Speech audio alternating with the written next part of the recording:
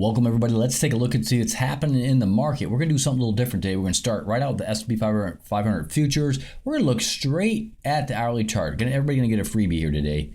Going to get a freebie. Let's look at these cycles here on the hourly chart. This is something that the members see every day, 5 days a week, streamed live for the members. Look at this. Cycle low, bam. Cycle low, bam. And what do you know today? Cycle low, bam, 2 o'clock. What time did it happen? It happened exactly at 2 o'clock. It hit the low right there. Oh my gosh, bam, right on time. If you didn't watch my live Twitch this morning, I said, I think we're going to see a cycle low today at 2 o'clock. Be prepared for that. Now, what is this stuff way up here? 57, 55, 75, all-time new high for the S&P 500 futures. What happened there? Well, we know what happened. Everybody knows what happened here. We're going to spell it out. This is called FOMO. FOMO. Almost sounds like a swear word, doesn't it? FOMO trading, fear of missing out is what this means, okay, for those uninitiated. Okay, well, why would this spike up like that right there? Why would it go way up here and then give it all back and then give it up some more? Oh my gosh, what happened? Why did it do this? Well, because the Federal Reserve came out today and cut the lending rate, I should say, by a 0.5%, or yeah, they cut it 0.5% down, I think. Okay, so right now I guess it's at 4.75, maybe 4.5, somewhere around there. All right, and the market, went nutty for like, I don't know, less than an hour, and then gave it all up, and then some. And why would it do that?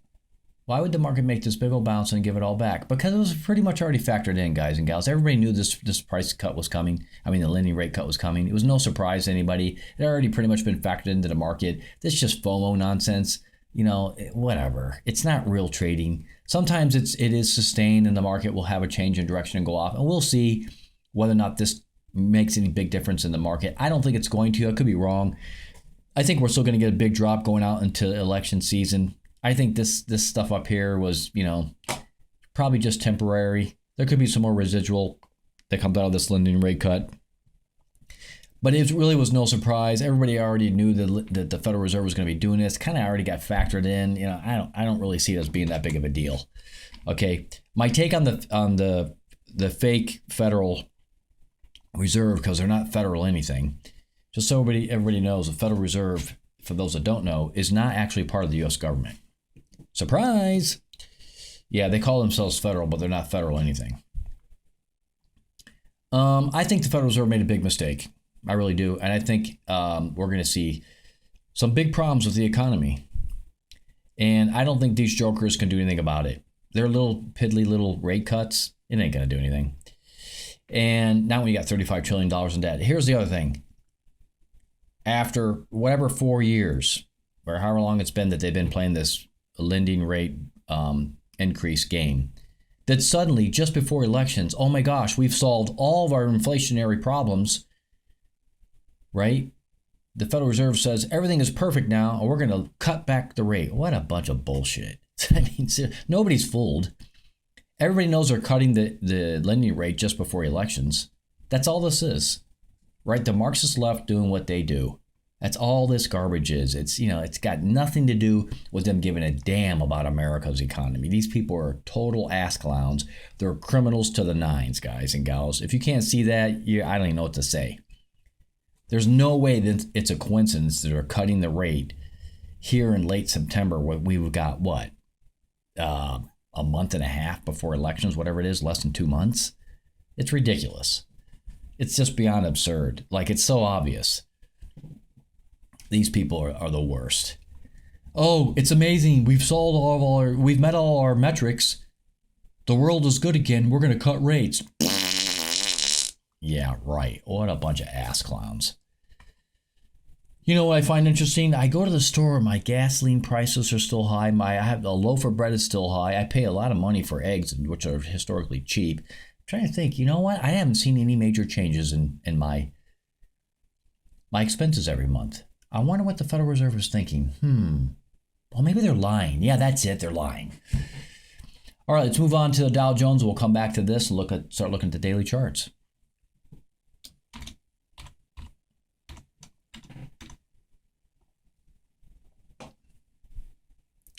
Dow Jones, pretty significant day, right? Bouncy bounce. Another day up that has a very evening star look to it. It's trying to get up here and run out of gas, but it hasn't yet. Crossed over, like I said yesterday. This still looks bullish to me. Transportation still looks bullish. I don't see immediately any sign of this pulling back, though. It keeps having these upper wicks. When I begin to see upper wicks like that, that's usually a sign of weakness creeping in. We saw it right here, 2 in a row, and then it gave it up real hard. So we'll keep an eye on this. These 2 upper wicks are definitely something that usually signals that there might be a change, but not yet. So far, we still have bullish activity. Let's look at the Russell 2000. See, that right there is very ominous, right? You get this small little gap up right here a couple days ago. Now we get this massive cross or evening star or whatever you want to call it right here. Okay, and that just has ominous written all over it. September 23rd is right there. Little pause in the market. Can it bounce some more? Sure it can. We'll let this do its thing, but it's looking like it wants to give it up here. We're barely into positive momentum down here on the MACD, but it is positive. But this just looks like it wants to give it up, like it's going to have a pause and pull back into this cycle low right here. All right. Federal Reserve, they got nothing. They really do. They got nothing. I think the Federal Reserve thought we're going to do a 0.5% interest rate cut, and we're going to dramatically impact the markets, and we'll show the world we're the ones with the power. Disappointment. Right? They're out of bullets, guys, as we like to say. The Federal Reserve are a bunch of jokers. They helped create this environment along with politicians and corporations and leftists and rhinos too. They're just as much to blame. The whole lot of them that are selfish bastards and bitches. I said it. You heard it here first. You got the rhinos in the White House. The White House and the U.S. House of Representatives right now debating whether or not they should fund the U.S. federal government and whether or not we should have U.S. citizens only voting. That's the bill they have kind of in front of them. We know the Senate would never pass this. The Democrat Senate will throw it in the garbage can. Okay, but the one thing the U.S. House has, the power they have, and I've talked about this so many times, is they have the power of the purse string. It is the U.S. House of Representatives that controls the purse string. In other words, the budget, the money. And they never use it. And I'm telling you right now, that clown, the Speaker of the House, Johnson, has no spine, and he's absolutely going to fund the federal government with more billions, or even trillions, mark my words. He won't do it. Why? Because he's a freaking rhino. He has no spine. And the U.S. House of Representatives, folks, if you didn't figure it out by now, is basically just a uniparty. You might have like 20% patriots in there, if that. The rest are all, whether they are Democrat or Republican, makes no difference. They're all the same. And the fact that the Republicans have financed this Marxist left for the last 4 years is all the proof you need. When the rubber hits the road, the rhinos have indeed helped finance this leftist government, and there's no getting around it. They're just as much to blame as anybody else.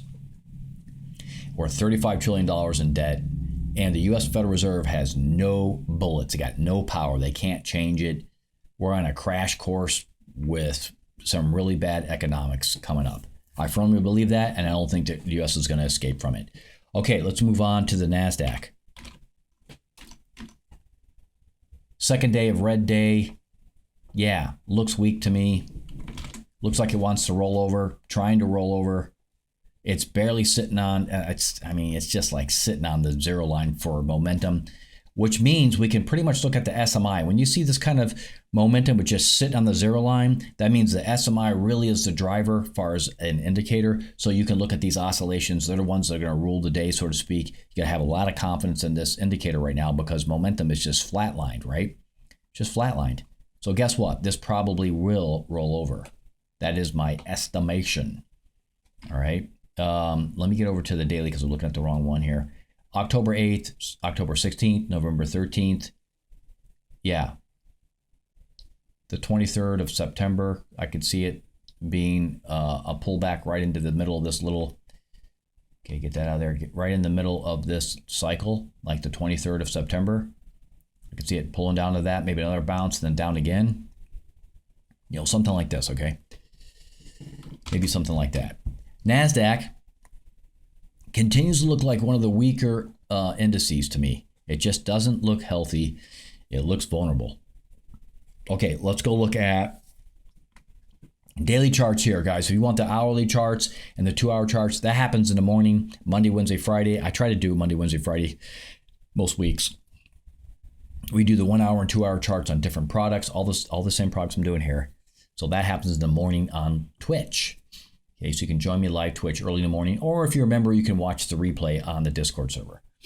All right, let's go look at the Nike 225. Let's see what's happening over in Japan.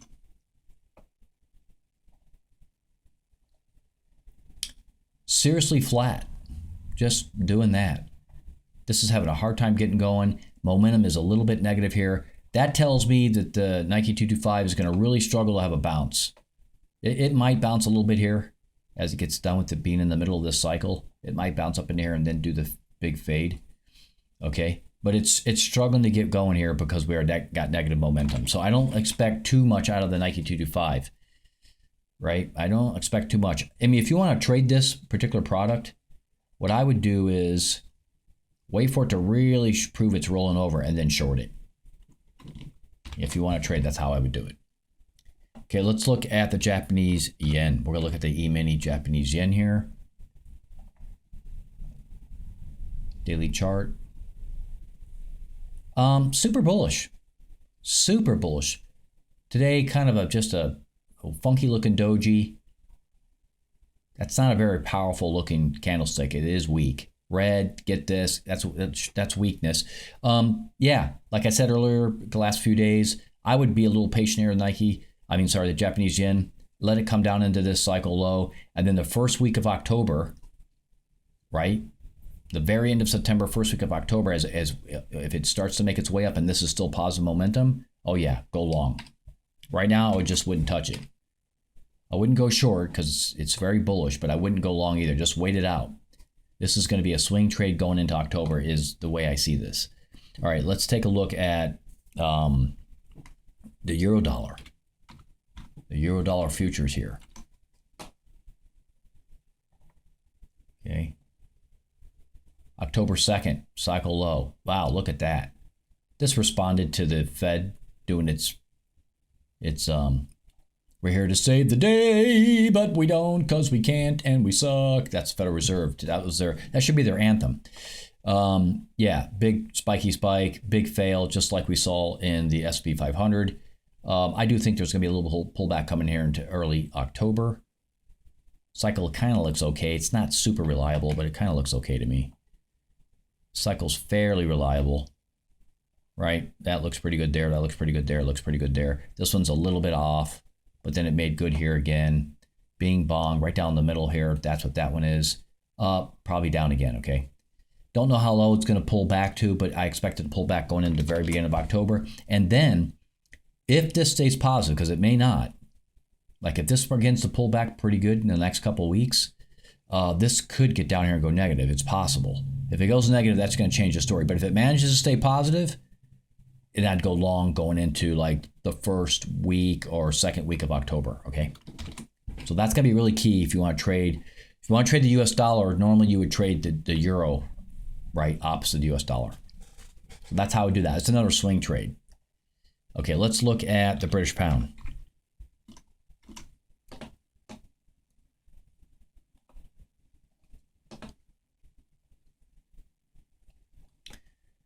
British pound looks strong, man. This thing's amazing. Look at this thing. It's defying anything. It just gets up here defying it. Now it's tracking sideways here. Momentum's still positive. Okay. There's two things going on. Momentum's, the SMI is trying to go upward, right? It's trying to do this. Momentum is positive, but we have a cycle low coming up. So we might just see this thing track sideways, right? It might come down a little bit, kind of track sideways through here. If it pulls back real hard, then we'll reevaluate this. But it might just track sideways through this and then bounce. Okay, kind of choppy chop through here and then bounce. This is kind of similar to the euro dollar, but stronger. The British pound is stronger than the euro. And if this thing stays positive momentum down here, then again, I see first week of October kind of be an opportunity to go long as a swing trade. So I wouldn't touch any of these right now. That's a little bit iffy with where it's at in the cycle. All right, let's look at gold. I'm going to show the hourly cycle here on gold. Let me show you this. Dun da da da da da da dun dun dun dun dun da da da da da da da na na na na na. Yeah, if some of you are too young to know what that theme song is, it's from the Hercules cartoon when I was a kid. Hercules. Yeah, great little cartoon back in the day. Unlike the crap that people watch nowadays. Yeah, 2 o'clock was the cycle low. Look at that beauty. My goodness, look at that. 2 o'clock, cycle low. Bamski. We get the Federal Reserve nonsense, going to the moon, FOMO trade, and it gives it all up and then some right down into the cycle low. Let me tell you something, folks. It is difficult to overcome cycles. Even the Federal Reserve, with all its supposed power, cannot overcome this forecasted cycle low. Look at that. We're going to the moon. We ran out of gas. Yeah. Federal Reserve, the biggest idiots. Well, you know what? They're not idiots. They're clever, evil people. I think that's the way I'll word it. They're clever, evil people. Gold, massive pullback, right on time. Yes, this chart's available to members. Streams live basically 24 hours a day, 5 days a week. You want it? Become a member. The link is in the description. Read it, join. That's gold. Let's go look at the daily. And here are the cycles. Again, September 26th, kind of a popular date for a lot of these products. Let me look at these cycles, make sure they're still valid. Gold is on such a rampage. The cycles are a little bit, they're not so easy to pick out, but they are there. But, they're not super, they're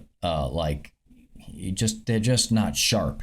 The cycles are there. There's kind of some in-between stuff going on as well. Okay. But they're not super sharp cycles. That means this thing is bullish. Very bullish. We've got continued to have bullish momentum. I do think we might see a little pullback coming into the 3rd week of September here. And then just like we saw in the euro, the British pound, the yen, they're all kind of doing the same thing. 1st week of October, again, stands out to me. If this stays positive momentum, which it probably will, especially, well, gold might take a little temporary hit too because of the cut in the Fed lending rate. It could have an impact on gold. But I think it's kind of factored in, like I said earlier. And I think if this stays positive momentum, then that's going to be another swing trade. There's so many products getting set up for a swing trade going in October if they stay positive momentum. That is a big if. Okay, what's out here? Let's look at this date, because I'm going to talk about something here. Okay, that's October 28th. Let me go ahead and duplicate that. We'll put it over here. The cycle could always change, but for now, we're going to... Come on, you stupid thing. Cut it out. Get out of there. October 28th.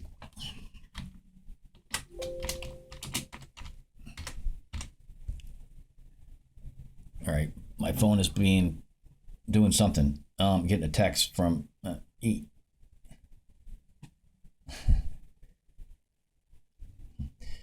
Okay. October 28th. Yes, that's that one. And the one out here is November 27th. So guess what? Somewhere over here, like in the middle of this cycle, is going to tell us a lot about gold as we get into November.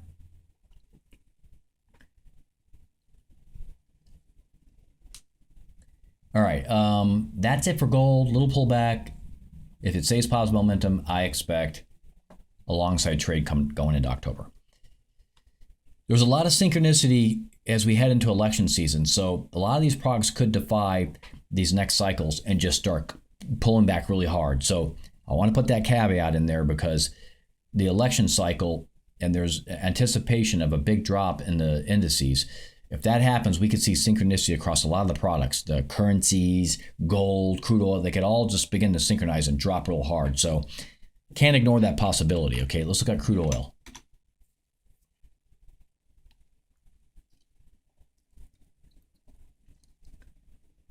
October 1st.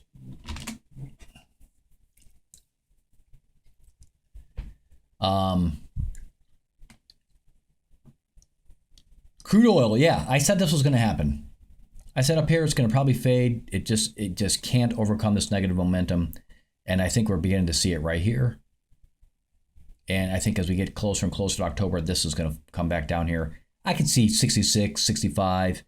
It could drop $3 or $4 coming down into here, back down to 65. Yeah, I think it might even get lower than that, get down into the 64, 63 as it gets into this cycle low, okay? I don't think crude oil can hold up to this negative momentum. I just don't think it's going to happen. There's a lot of damage here. It tried to get going, cross back over again. We're way down here. I mean, this thing is going to struggle to make any good gains. So, you know what? I actually like crude oil to the short side right about now. Really small position. Don't forget you can trade the micro here if you got a small account. MCL. Okay. I like a small position because it's a little iffy here. Small position short down into October 1st. Yeah, I like it. All right. Let's take a look at what else we got. Let's look at corn. Corny corn. Looks bullish. It does look bullish. It's crossed over up here yesterday. Positive momentum. Guess what? I like corn longs. I said it the other day, a couple days ago. I like corn long. I still like it long. Small position. Be careful. October 10th, their cycle low. These cycles aren't super strong, so it's a little bit, they're kind of hit and miss. This one's really good. This one's just okay. Nothing special. That one's pretty good. A little late. This one's good, right on time. That one's right on time. Okay, expect this to maybe roll over here, but it might not because momentum's gone positive. So we got to watch that. Corn could start coming out of the low here and start. It could do it. If this momentum continues to stay strong, it could go for a ways. If I remember right, though, weekly chart is negative still. Yeah, but still negative over here. Momentum on the weekly chart, so you got to really be careful of that. This just been getting decimated here on long-term charts. Okay, but temporarily, I'm okay with long on corn, small position, and take profits often because corn could surprise you and pull back. Okay, that's how I see corn. Small position, long, take profits often. All right, let's see what else. Let's do XLP. Okay, XLP, Spider Consumer Staples ETF is pulling back. You know what I'm waiting for? I'm waiting for it to do that. Now, will the lending rate cut affect Staples ETF? Yeah, it could. It could. This is one of those ETFs that could actually begin to change its behavior because the lending rates come down. All right, so we ought to watch that. This is, I think, an ETF that's a little bit susceptible to lending rates. All right. But this thing remains super bullish. Super bullish. Crossed over a little bit here a little while back. But it's so bullish, man. I just think this thing's going to have a hard time really pulling back hard. But I would watch it. If it gets down to here and does a bouncy bounce and begins to curl back up, yeah, I'd go long. And it might do that, right? I mean, just looks like it does it every time.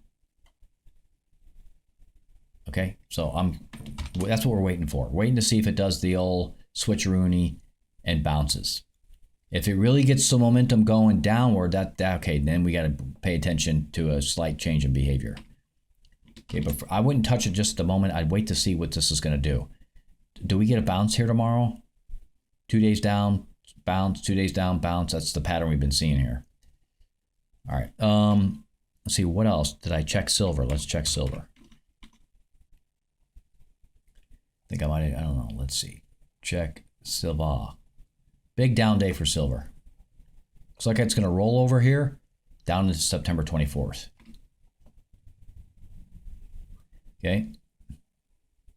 Cycles on this for the daily chart have been pretty good.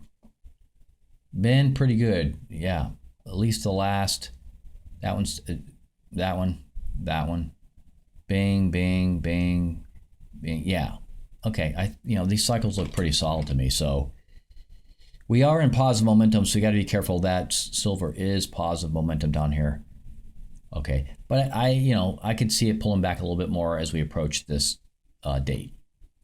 Okay, I don't really like it short because it is pretty decent positive. I'd wait again until October. If all of the indices and products are strong going to October, then this is another product you could go long on. Okay. But like I said, we might have synchronicity and a big pullback on a lot of stuff going into elections. Okay, back over to the S&P 500. Let's look at trade of the day. Go to the 5-minute chart. We'll look at the intraday charts. Was there a trade of the day anywhere in here? Very choppy day because of the lending rate. Let's go look at the 15-minute chart, see if anything shows up there. See if there's anything on the hourly. Yeah.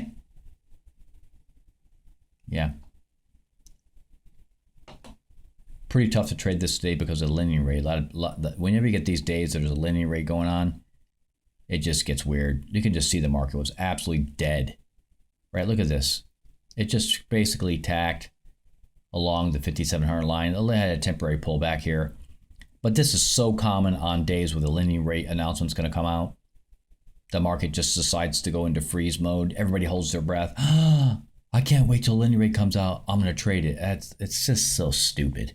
I've always thought it was the stupidest thing ever. That the whole world just stops trading because the lending rate, the Federal Reserve is going to come and tell us how to live our lives. But that's what the world does. So, you know what they say, if you can't beat them, join them. Not much going on here today because the lending rate, Federal Reserve, wacko idiots, criminals decided to play games with our lives once again. Another day. What was that old? It's an old show. It was a sitcom, daycom, whatever you call these things. The Days of Our Lives, like one of the longest running sitcom-y things. The Days of Our Lives. Yeah, that's the Federal Reserve. Everybody sits around does boring for the first half of the day. And then the Federal Reserve makes an announcement, and everybody thinks that means, well, we're going to trade now. Oh my gosh, we've got to trade. Get the trade on. Oh my gosh. And then, of course, FOMO trading completely collapses like a dig. Oh, that's not what I expected. I expected to go to the moon. Yeah. Become a member. The link is in the description. Read the instructions. Come on and join. Streaming charts live 5 days a week for the S&P 500 and gold. Nightly emails with 5 different charts and my opinion about what I think the market's going to do. Okay, there's also alerts that happen on the Discord server, so you can go ahead and turn on the alerts on the Discord server for your mobile device or laptop or desktop or whatever you want. Okay, so there's a lot going on there for $7.99. It's a really good deal. Do I think the membership will pay for itself? Yeah, I do. There's a lot of people that have joined, and the membership's paying for itself, right? There's some people that have made so much money, it probably pays for the service the rest of their life, right? All right, that's it. I think I covered everything. I'll do another live stream on Twitch Friday morning. Today's Wednesday, so I won't do it tomorrow, but I'll do it Friday morning. Of course, I'll put out daily video tomorrow, as I always do. Talk to you all real soon again next time.